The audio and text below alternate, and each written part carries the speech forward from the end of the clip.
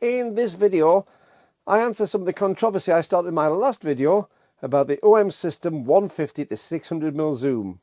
Roll titles.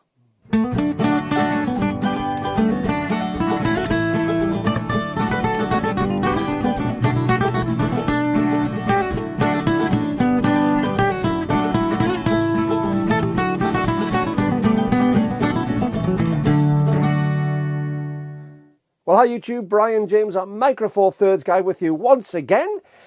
And it's been an interesting few days, hasn't it? I started off this week with finished off the end of last week it was, actually thinking about it, with a video saying about the new releases from OM System.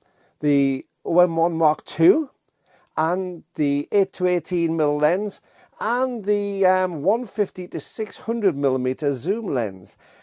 And you know, you've probably got your narrative just about right when half the comments which come back are saying, totally agree with you, Brian, you're spot on. And half the comments come back and say, totally disagree with you, Brian, you're wrong because. And that's what that video was. So I actually think I must have got the narrative just about right on that. And I read a lot of your comments. I got a huge amount of comments, and thank you so much for all the comments which I did get, because they were absolutely fabulous. I don't have to agree with everybody, and I don't expect you to agree with me. But when people give reasoned arguments, then I'm really appreciative of that. There were some arguments I argued back my point on, but the good thing was, apart from maybe two, they were all constructive, positive arguments against what I was saying.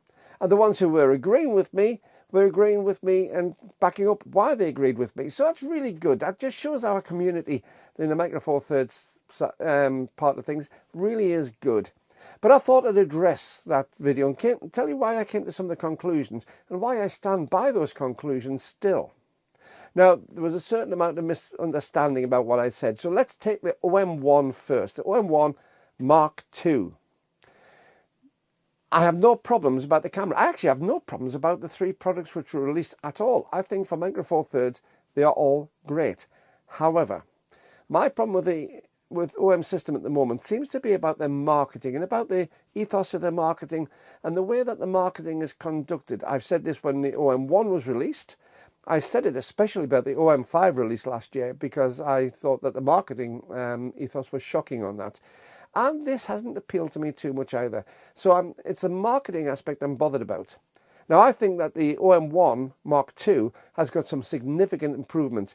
And yes, there's been a lot of people online saying, well, it's just firmware updates, it's firmware this, and all you've done is stick some more memory in and everything else could be done firmware-wise. Well, I've got an engineering background, electronics engineering and computer engineering background, and things aren't often as straightforward as they seem. Yes, firmware will do an awful lot, but if the hardware isn't capable of delivering what the firmware is requesting of it, the system will fall apart.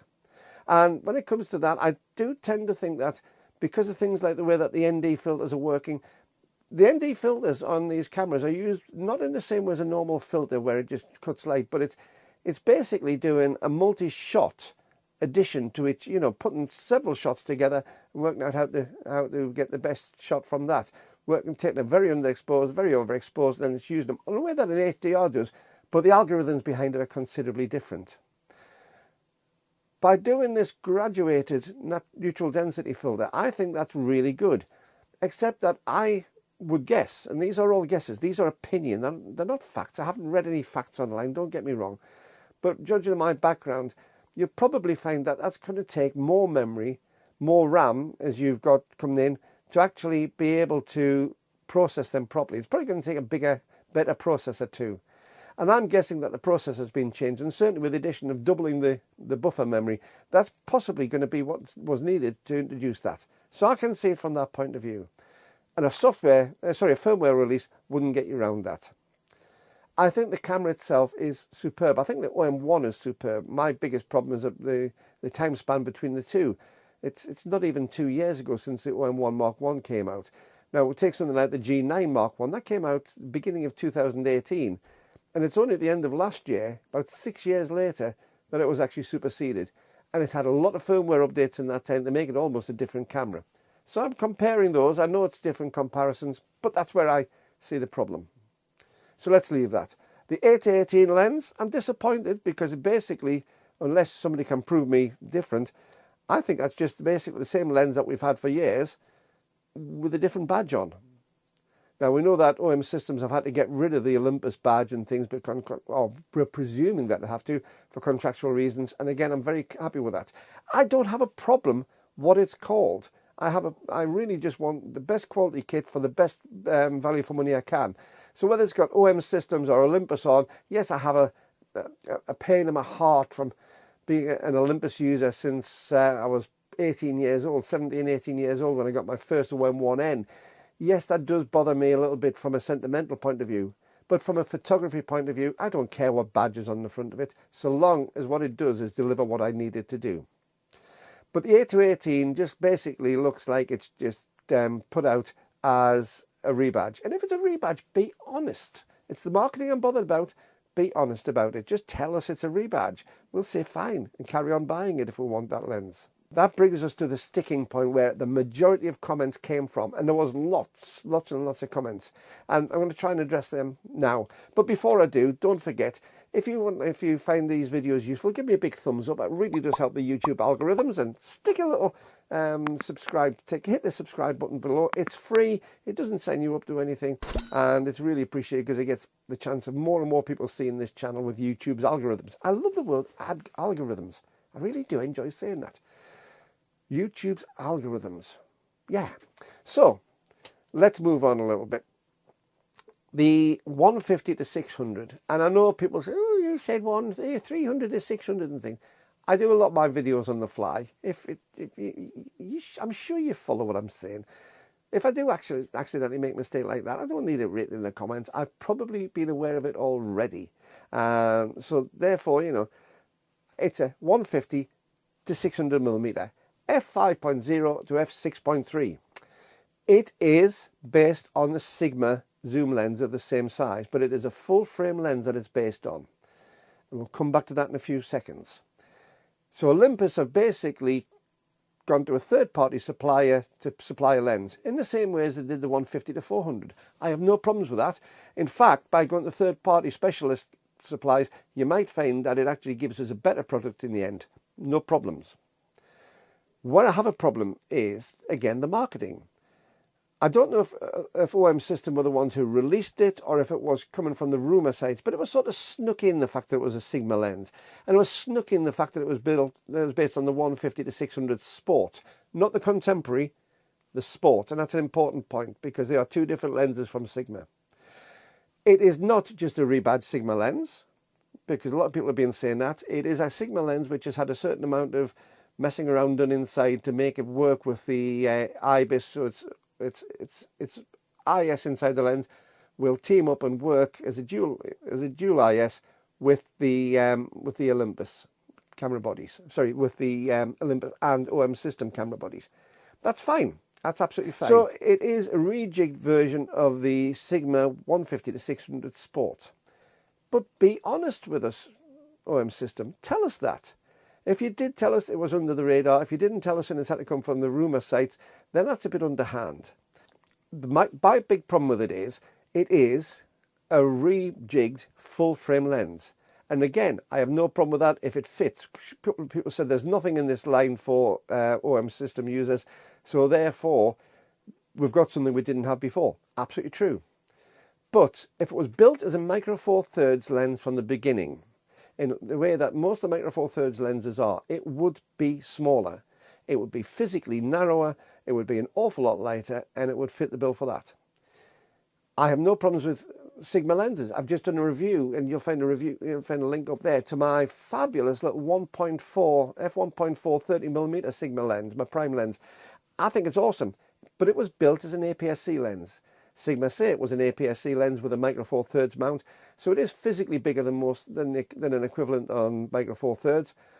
Because of the materials that's been used, it's actually quite a light lens, but in theory it should be heavier. If they designed the same sort of material for a Micro Four Thirds lens, it would have been slightly lighter. And I have no beef with Sigma in this little thing at all. I have no beef with Olympus or OM System giving us a 150 to 600mm lens. Thank you, OM System. It's fabulous. It really is. But don't pretend it's a micro four thirds lens from the outset. It's not. Now, people have been saying that, well, you know, there's physics on this. If you want to do it, it's got a 95mm front lens for filter mount, and to be able to get an f6.3 aperture at 600mm, you need to have that. No, because that's an absolute mathematics. Yes, there is a mathematical formula for this, and it's derived from what the measured light that the sensor is, and it's to do with the focal length divided by the f-stop that you're aiming for, and that will give you the area of the aperture. But of course, remember on this, a micro four thirds sensor is only taking a little 1/4 size piece in the center. It's a 2 times reduction. It's a sort of half size. So the overall area is quartered, and it's only the little bit right in the middle. So if you've got a lens that size and you've got your full frame in there, well, the micro four thirds is just a tiny square of it. So to get that, you don't need such a big lens opening. First of all the glass around the outside, which isn't going onto the micro four thirds area, superfluous. You could, in theory, get rid of that. And it wouldn't change your f-stop, because the amount of light at any point on that sensor is the same. So it wouldn't change your f-stop. It is changing the amount of glass. And if you've got less glass, you've got a narrower lens. Your aperture at the back, again, is comparatively smaller. It's a virtual, it's the virtual aperture. It's the virtual aperture which matters. And again, that's reduced. So for a 150 to 300 on micro four thirds, your aperture, your virtual aperture opening, which would be working for f6.3, is about, what, 47.5? About 47.5 mil. That's fine. It still fits into the physics of things because micro four thirds are smaller. The lens would have been smaller, the lens would have been lighter. Somebody also said that you can't make it shorter because with a 600mm focal length, that it's got to be at least that. Well, it doesn't. That's why we have multiple elements. If we had the sensor and a single lens, and that's what we had, that we would need 600mm between them. But of course we have various elements and various designs of elements which cause that light to be curved and refracted and bounced around inside. This is where all the clever design comes in, so that your effective focal length between the sensor and the front is 600mm, but the lens doesn't have to be that long, because this lens isn't. It's only 264.4mm. So if it's only 264.4mm, where's the other 350mm or 340mm gone?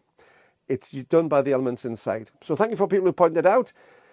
But the physics, yes, is a limiting factor, but the physics is dictated because of the sensor size, as well as the focal length, as well as the amount of light. So for an f-stop as f6.3, we're effectively having a 300mm lens for the calculations, and that gives us about 47.5mm for its maximum aperture at full on. So it could be made smaller. In a lens, if the lens is there and available, even if it is bigger, even if it is longer, even if it is heavier, if it's doing the job, then great. But please, OM system, please be straight with us. We're not children.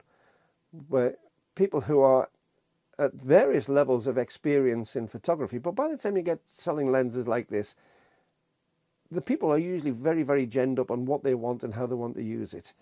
Treat us like children, we'll reject your products. But if you treat us as adults, we will stay loyal and hopefully we'll go on from there. Now, one of the things that was leveled about me, about what I said also, and this is purely my speculation, by the way, none of this is written in fact. This is me reading situations and putting my slant on it. So please, if I'm wrong, don't hold it against any of the organisations here. This is my read on it, and if I am wrong, then it's not because I'm trying to tell lies or deceive. It's purely my reading into the situation. But there were a lot of comments said about the R&D from OM system, how the R&D was done by Olympus, which has kept that, I believe, and that R&D is an expensive part of it. It is. But also the parent company for OM system is a big company. And I haven't seen what I consider to be a great deal of R&D come out since they took Olympus over. We've seen the OM1, which was, I believe, a lot of the design was already ready in-house with Olympus before the sale. We've seen OM5 come out, but in reality to me, it's a bit of a pepped up AM5 Mark III. It looks almost identical. It's got a few extra features, but basically there hasn't been a huge amount of R&D put into that. This lens, yes, this Sigma lens that we've got, Sigma's done the R&D on that, and a little bit of changeover has been a collaboration because to get the IBIS and things working. But to me, it looks like the majority of that R&D has been done by Sigma. And that leads me to the A218, because I can't see any particular R&D being done on that. If I am wrong, please reach out to me on System. I would love to talk to you about it, because I would love to know the real story. I don't want to be deriding you unnecessarily, but I just don't see there's been a huge amount of R&D done on these new products up to now. And the final thing with this 150 to 600 lens is its comparative price to its full frame equivalent for the likes of Canon, for instance. We're talking about half as much again on the lens. The retail price from this compared to the Canon equivalent, because it's got an OM System badge on it and a few little tweaks in the styling, to me makes it unbelievable. I can't understand how that difference in prices come about. Yes, there'll be a difference in, say, there'll be some reworking to get the IBIS and the mount working. But it already has IS in for Canon. It already has. We're not making it a Micro Four Thirds lens. We're putting a different mount on, and we're rejigging some of the electronics to talk to a Micro Four Thirds camera. And I can't see why that would put half as much again on the price. Now, again, if somebody can tell me why, then please let me know. But that would be great. I'd love to know. So what do you think? Again, leave comments below, because, as I say, make them respectful. The comments I got last time were very respectful. I tried to answer as respectful as I could. It got a bit technical at times. But leave comments below, because I am very, very interested in what people have to say about what's happening at the moment. It does have an impact on what's happening at Micro Four Thirds.